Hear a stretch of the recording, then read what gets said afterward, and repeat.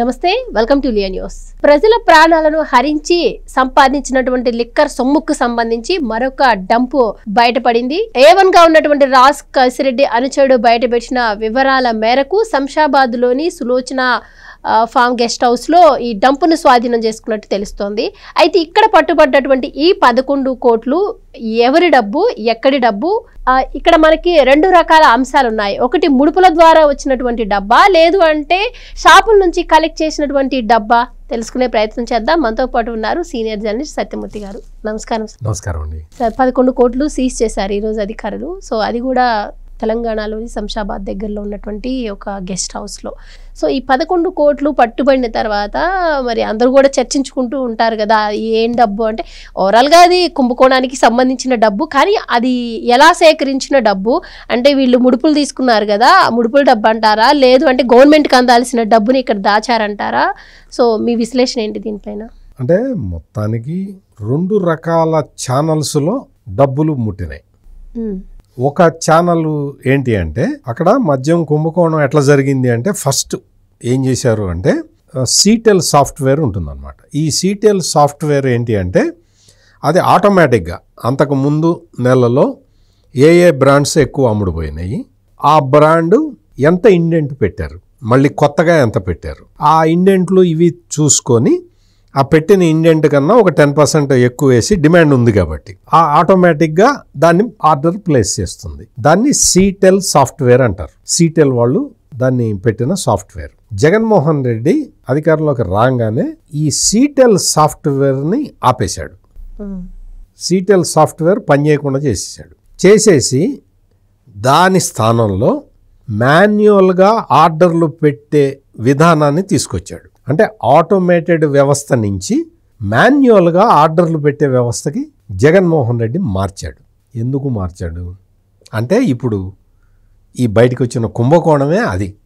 కుంభకోణం మొదలుపెట్టింది ఈ సీటెల్ సాఫ్ట్వేర్ ఆపేయటం నుంచి మొదలుపెట్టాడు. ఈ మొదలుపెట్టిన తర్వాత ఏం చేశాడు, కొన్ని డిస్టిలరీ కంపెనీలను వాళ్ళందరితో మీటింగులు పెట్టించాడు. ఆ మీటింగుల్లో వాళ్ళందరూ వచ్చి ఆడ కూర్చొని మనం చూసాం కదా, బాలాజీ గోవిందప్ప చేసిన పని అది కదా. భారతీయ సిమెంట్ ఆఫీసులో వీళ్ళందరినీ పిలిచి మీటింగులు పెట్టాడని. మీటింగులు పెట్టిన తర్వాత వాళ్ళు ఇంత పర్సంటేజ్ అని ఒప్పుకున్న వాళ్ళకి ఆర్డర్లు పెట్టారు. అప్పుడు బ్రెవరీస్ కార్పొరేషన్ ఎండీగా ఉన్న వాసుదేవరెడ్డి కూడా దీన్ని కన్ఫర్మ్ చేశాడు. ఏమని, దీని వెనక జగన్మోహన్ రెడ్డి వాళ్ళందరూ ఉన్నారు, మీరు ముడుపులు కిక్ బ్యాక్స్ పర్సంటేజ్ మాట్లాడుకుంటేనే మీకు ఆర్డర్లు వస్తాయని చెప్పాడు. అదే ప్రకారం ఈ డిస్టిలరీ యజమానులందరూ వచ్చి భారతీయ సిమెంట్ ఆఫీసులో కూర్చొని మొత్తం మాట్లాడుకొని వెళ్ళారు. సీఎం ఆఫీసు నుంచి ఇన్స్ట్రక్షన్స్ అని క్లియర్గా ఎక్కడికక్కడ చెప్పారు. వీళ్ళందరికి కూడా మొదలుపెట్టారు. ఇప్పుడు ఇక్కడ ధనంజయ రెడ్డి, కృష్ణమోహన్ రెడ్డి పాత్ర ఇందులో మళ్ళీ కనపడుతుంది. అందరూ ఏమనుకుంటున్నారంటే ఈ మొత్తం డీల్ చేసింది రాజ్ కసిరెడ్డి మీదకి కేసు వెళ్ళిపోతుంది అని నిన్న మొన్నటి నుంచి జగన్మోహన్ రెడ్డి ప్రచారం చేస్తూ ఉన్నాడు. రాజ్ కసిరెడ్డి మీదగా వెళ్ళిపోవాలి అన్నట్టుగా ప్లాన్ చేస్తూ ఉన్నాడు. అంటే ఈ నేరం మొత్తం రాజ్ కసిరెడ్డి చేశాడని తొయ్యటానికి ప్లాన్ చేస్తూ ఉన్నాడు. కానీ ఇక్కడ రాజ్ కసిరెడ్డి ఈ మొత్తం దీన్ని ఎట్లా క్యారీ అవుట్ చేశాడు? ఒకటి, జగన్మోహన్ రెడ్డి ఈ ఆర్డర్లని మాన్యువల్గా మార్చటం అనేది గవర్నమెంట్ చేసిన పని. అంటే జగన్మోహన్ రెడ్డి చెప్పకుండా అది జరగదు.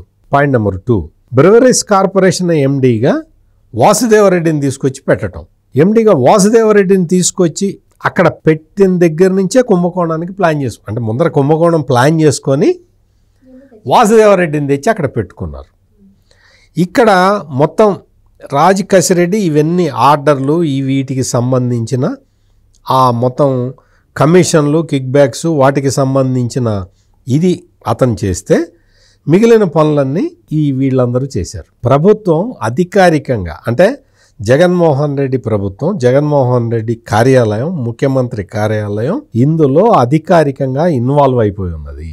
ఇప్పుడు పాయింట్ ఏంటి అంటే చాలామంది కన్ఫ్యూజ్ అవుతున్నారు. ఇందులో 2 రకాల డబ్బులు ఉన్నాయి. అంటే ఎన్ఫోర్స్మెంట్ డైరెక్టరేట్ ఎందుకు రాలేదు, ఇంకా ఎందుకు రాలేదు అని అడుగుతున్నారు చాలామంది. ఇక్కడ 2 రకాల డబ్బులు ఉన్నాయి ఈ కుంభకోణంలో. ఒక టైప్ ఆఫ్ డబ్బు ఏంటి అంటే ముడుపులు. ఆర్డర్లు ఇవ్వటం వల్ల ముడుపులు భారీ ఎత్తున ఒకే కంపెనీ ఎస్ఎన్జే అనే కంపెనీ 300 కోట్లు ఒకేసారి ఇచ్చింది. ఇంకో కంపెనీ ఒకేసారి 30 కోట్లు ఇచ్చింది. ఇట్లా ఈ కంపెనీలు ఇచ్చిన ముడుపులు అంటే ఆర్డర్ ప్లేస్ చేయటానికి వాళ్ళు ఇచ్చిన ముడుపులు ఇది బల్క్లో వచ్చింది. అంటే భారీ ఎత్తున డబ్బులు అకౌంట్ ట్రాన్స్ఫర్లు అయినాయి, హవాలా మార్గంలో వెళ్ళిపోయినాయి. ఇది ఒక రకం డబ్బు.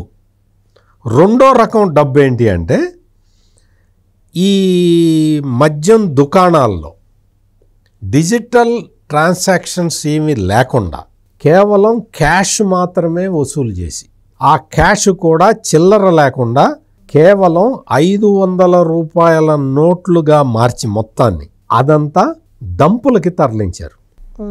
ఇక్కడ మీరు గవర్నమెంట్ షాపుల్లో వచ్చిన డబ్బుల్ని ఎట్లా తరలిస్తారు అని మీకు డౌట్ రావచ్చు. అదే ఇప్పుడు చెవిరెడ్డి భాస్కర్ రెడ్డి మీద ఉన్న కేసు అదే. ఆ క్యాష్ని క్యారీ చేస్తూ పట్టుబడ్డాడు. అంటే ఇటు హైదరాబాద్ నుంచి అమరావతికి, అమరావతి నుంచి చంద్రగిరికి, లేకపోతే అమరావతి నుంచి ఒంగోలుకి, లేకపోతే కావలికి ఆ క్యాష్ క్యారీ చేస్తూ పట్టుబడ్డ వ్యక్తి చెవిరెడ్డి భాస్కర్ రెడ్డి.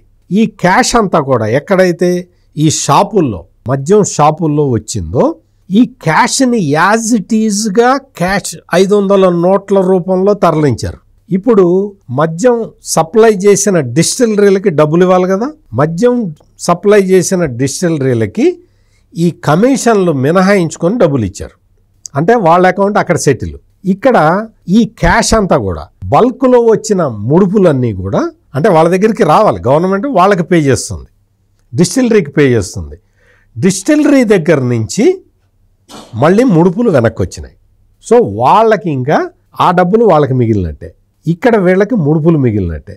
ఈ ముడుపుల డబ్బుల్ని ఏం చేశారంటే ఇది బల్క్లో వచ్చింది కదా, ఈ బల్క్లో వచ్చిన వాటిని భారీ ఎత్తున బంగారం, వజ్రాలు, గిజ్జరాలు అవన్నీ కొనడానికి అటు వాడారు. ప్లస్ పెద్ద పెద్ద కంపెనీలు, చాలా కంపెనీలు విదేశాల్లో కూడా కంపెనీలు ఇప్పుడు మామూలుగా ఇప్పుడు పట్టుబడ్డది కదా ఈ వర్ధమాన్ కాలేజీ దగ్గర ఉన్న ఈ Sulochana guest house, farm house అంటారు దాన్ని.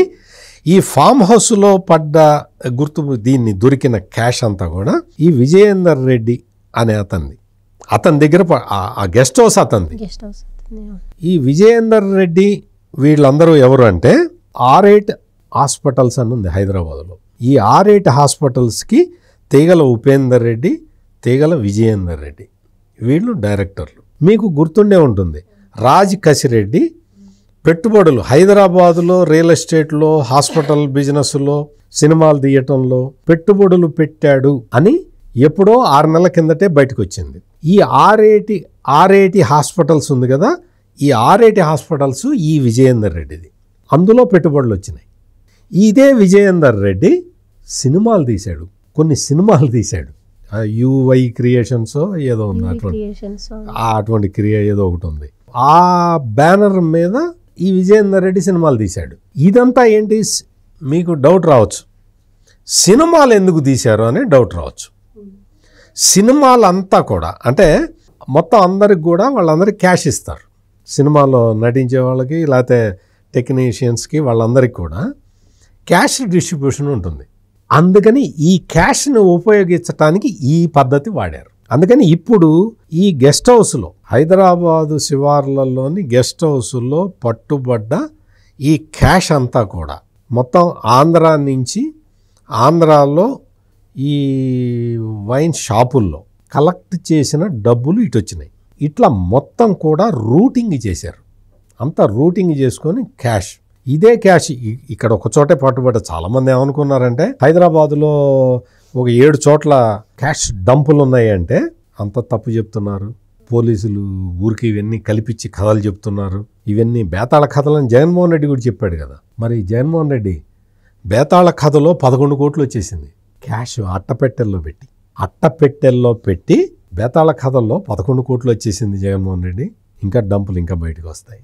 ఇవన్నీ కూడా లిక్కర్ షాపుల్లో వసూలు చేసిన క్యాష్ అని చాలామంది డౌట్ పడుతూ ఉన్నారు. ముడుపులన్నీ కూడా గోల్డ్కి, వజ్రాలకి, వాటికి కన్వర్ట్ అయిపోయింది, రియల్ ఎస్టేట్లోకి వెళ్ళిపోయినాయి. బోగస్ కంపెనీల్లోకి వెళ్ళిపోయినాయి. ఇతను ఈ విజయేందర్ రెడ్డి, ఉపేందర్ రెడ్డి వీళ్ళకి సంబంధించినవే. అంటే జగన్మోహన్ రెడ్డి అధికారంలోకి వచ్చిన తర్వాత ఈ ఇద్దరు తీగల ఉపేందర్ రెడ్డి, తీగల విజయేందర్ రెడ్డి వీళ్ళు పెట్టిన కంపెనీలే అరడజన్ ఉన్నాయి. ఒక 6-7 కంపెనీలు పెట్టారు వీళ్ళు. అంతా జగన్మోహన్ రెడ్డి సీఎంగా ఉన్న టైంలోనే అంతా ఎలక్షన్స్ లో సప్లై చేసి పంచక ఇవంతా కూడా మిగిలిన డబ్బు. ఇవన్నీ మిగిలిన డబ్బులు ఇంకా ఎలక్షన్లో ఖర్చు పెట్టేశారు మొత్తం. ఇప్పటి వరకు వచ్చింది ఒంగోలు పార్లమెంటు నియోజకవర్గం ఒక్కటే బయటకు వచ్చింది. మొత్తం రాష్ట్ర వ్యాప్తంగా పంచిపెట్టేశారు, డబ్బులు పంచిపెట్టారు. ఇంతకాలం జగన్మోహన్ రెడ్డి దీన్ని బేతాళ కథ అంటున్నాడు కదా. ఈ బేతాళ కథ ఇప్పుడు ఒక చోటుకు వచ్చి చేరింది. అయితే ఇప్పుడు దీంట్లో ఇంకొక డౌట్ కూడా సార్, ఇప్పుడు అరెటా హాస్పిటల్లోనే రాజకేశిరెడ్డి వైఫ్ చూసుకుంటూ ఉంటారు అని చెప్పి కూడా మనం విన్నాం కదా. సో ఇప్పుడు ఆవిడ కూడా ఏమైనా విచారణకి పిలిచే అవకాశం ఉంటుంది? పిలవాలి. ఇప్పుడు మీకు ఇంకో విషయం చెప్తా. ఈ ఆర్ఐటి హాస్పిటల్స్లో ఆమె చూసుకునే ఆమెను పిలవటం, లేకపోతే దాని ఆపరేటర్ని పిలవటం కాదు. ఇప్పుడు మెయిన్ ప్రాబ్లం తెలుగు సినిమా పరిశ్రమకు వస్తున్నది. ఎందుకు అంటే మొత్తం వీళ్ళు తీసిన సినిమాలు చాలా పెద్ద పెద్ద సినిమాలు తీశారు. భారీ ఎత్తున హీరోలకి రెమ్యూనరేషన్ ఇచ్చారు, పెద్ద పెద్ద సినిమాలు తీశారు. ఆ సినిమాల పేర్లు నాకు తెలుసు కానీ ఇప్పుడు చెప్పటం అప్రస్తుతం. ఎందుకంటే పెద్ద హీరోలు నటించారు. ఆ పెద్ద హీరోల దగ్గరికి డబ్బులు పోయినాయి. ఆ డబ్బులు ఎట్లా వచ్చినాయి అని ఇప్పుడు ఆ హీరోలని కూడా పిలిచి అడిగే స్థాయికి ఇప్పుడు ఈ కేసు వెళ్ళింది. అంటే దాని అర్థం ఏంటి? ఇక్కడ మొత్తం హాస్పిటల్ రంగంలో ప్లస్ ఈ సినిమా రంగంలో వీళ్ళకి ఇప్పుడు నెక్స్ట్ వాళ్ళ వంతు రాబోతూ ఉన్నది. ఎట్లా ఇచ్చారు, మీకు ఈ క్యాష్ ఏ రూపంలో ఇచ్చారు అని ఆ హీరోలను కూడా ఇప్పుడు అడిగే పరిస్థితి రాబోతున్నది. ఎంత ప్రమాదకరమైన వ్యక్తో జగన్మోహన్ రెడ్డి మీరందరూ ఆలోచించండి. అన్ని వ్యవస్థల్ని, అన్ని పరిశ్రమల్ని, తెలియకుండానే వందల మందిని దీంట్లో మొత్తం అందరినీ లాగేశాడు. అందరినీ ఈ కుంభకోణంలో మీకు తెలియకుండానే మీరు పాత్రధారులు అయిపోయారు. ఇది బేతాళ కథ అంటే. ఇది జగన్మోహన్ రెడ్డి చేసిన బేతాళ కథ. మీరు ఒక్కసారి ఆలోచించండి. ఈ బేతాళ కథని ఛేదించటానికి మద్యం కుంభకోణాన్ని దర్యాప్తు చేస్తున్న సిట్ ఎన్ని రకాలుగా ఆలోచించి ఉంటుంది, ఎన్ని రకాల చర్యలు తీసుకొని ఉంటుంది. ఇప్పుడు చాలామందిని అరెస్ట్ చేశారు కదా, ఇవాళ ఇంకొకరిని అరెస్ట్ చేశారు కదా, ఇంకా 11 మంది ఉన్నారు. ఇంకా 11 మంది ఒక్కొక్కడు పారిపోతున్నాడు. కొంతమంది పారిపోయారు కదా, విదేశాలకు వెళ్ళి కూడా తీసుకురావాల్సిన మొత్తం వాళ్ళని కూడా తీసుకొస్తారు. తీసుకొచ్చి ఇక్కడ కూర్చోబెడితే అప్పుడు ఇంకా భారీ ఎత్తున ఉంది. ఇప్పుడు ఎన్ఫోర్స్మెంట్ డైరెక్టరేట్ వచ్చేస్తున్నది కదా. ఈ ఎన్ఫోర్స్మెంట్ డైరెక్టరేటు మనీ లాండరింగ్, ఈ మనీ లాండరింగ్ అనేది అతి పెద్ద నేరం. ఐటీ కూడా వస్తుందని విన్నాం. ఐటీ పెద్ద అంటే వాళ్ళకి పెద్ద యాక్షన్ చర్యలు తీసుకునే అంత శక్తి ఐటీకి ఉండదు. ఎన్ఫోర్స్మెంట్ డైరెక్టరేట్ వస్తే చాలు, ఎన్ఫోర్స్మెంట్ డైరెక్టరేటు ఆస్తుల్ని జప్తు చేస్తుంది. అందుకని ఎన్ఫోర్స్మెంట్ డైరెక్టరేటు వచ్చేస్తుంది. వాళ్ళు మొత్తం ఈ మొత్తం సినిమాలు తీయటం, ఈ కంపెనీలు పెట్టడం. ఏం కంపెనీలు? ఒక్కొక్కడికి 7 కంపెనీలు, 8 కంపెనీలు. ఈ జగన్మోహన్ రెడ్డి ముఖ్యమంత్రిగా ఉన్న టైంలో పెట్టిన కంపెనీలు ఇవన్నీ. ఆ కంపెనీల్లోకి డబ్బులు పంపు చేయటం. అదే కదా ఓఎస్డి జగన్మోహన్ రెడ్డి, ఓఎస్డి కృష్ణమోహన్ రెడ్డి కొడుకు మీద వచ్చిన ఎలిగేషన్లు ఇవే కదా. కంపెనీలు పెట్టించాడు కృష్ణమోహన్ రెడ్డి కొడుకుతో, అతని పేరు చైతన్యారెడ్డి ఏదో ఉంది. అతనితో కంపెనీలు పెట్టించేశాడు. ఆ కంపెనీల్లోకి డబ్బులు పంపు చేశారు. ఆ డబ్బులు మళ్ళీ ఇటు తిరిగి ఇక్కడికి వస్తాయి, ఈ బిగ్ బాస్ దగ్గరికి వస్తాయి. మొత్తం ఈ కుంభకోణం వల్ల రాష్ట్ర ప్రభుత్వానికి వచ్చిన నష్టం 18,860 కోట్లు నష్టం వచ్చింది రాష్ట్ర ప్రభుత్వానికి. అది ఒక అంచనా. ఇది కాకుండా అంటే 18,860 కోట్ల రూపాయలు రాష్ట్ర ప్రభుత్వ ఖజానాకి నష్టం వచ్చింది అంటే ఇంకా ఎంత స్కాండల్ ఉందో చూడండి. ఇంకా బయటికి రావాల్సింది ఇంకా ఎంత స్కాండల్ ఉందో చూడండి. అందుకని ఈ మొత్తం క్యాష్ డంపుల్లో ఇట్లా డబ్బులు పట్టుబట్టడం 11 కోట్లు అంటే చిన్న విషయం కాదు. జగన్మోహన్ రెడ్డి వచ్చి చెప్తాడు ఇంకా ఏం పట్టుకోలేదు అన్నాడు కదా. ఇప్పుడు పట్టుకున్నారు. ఇప్పటికే 62 కోట్ల రూపాయల ఆస్తులు సీజ్ చేశారు. ఇప్పుడు 11 కోట్లు. వీళ్ళు ఏం చేశారంటే ఈ అకౌంట్లు ఏవైతే ఉన్నాయో మెయిన్ అకౌంట్లు, ఆ అకౌంట్లన్నీ ఖాళీ చేశారు. ఇంకా మనం దొరకం అనుకున్నారు. కానీ తాడిందనేవాడు ఉంటే తలదన్నేవాడు ఉంటాడు. జగన్మోహన్ రెడ్డి నేరాలు చేయిస్తూ ఉంటే ఆ నేరాలని పరిష్కరించేవాడు కూడా ఉంటాడు. అందుకనే ఈరోజు డంప్ దొరికింది. ఈ డంప్ మొత్తం క్యాష్ కలెక్షన్ల ద్వారా వచ్చిన క్యాష్ ఇది. మరి గవర్నమెంటే షాపులు నడిపితే మరి కుంభకోణం ఎక్కడ జరుగుతుంది అని అమాయకంగా ప్రశ్నించావు కదా జగన్మోహన్ రెడ్డి. మరి క్యాష్ సంగతి ఏంటి? ఇవి బేతాళ కథలు. జగన్మోహన్ రెడ్డి చెప్పే బేతాళ కథలు. జగన్మోహన్ రెడ్డి చెప్పిన బేతాళ కథల్ని సిట్ ఒక్కొక్కటి పరిష్కరిస్తున్నది. Thank you so much. నమస్కారం. Please subscribe to Leo News for more videos.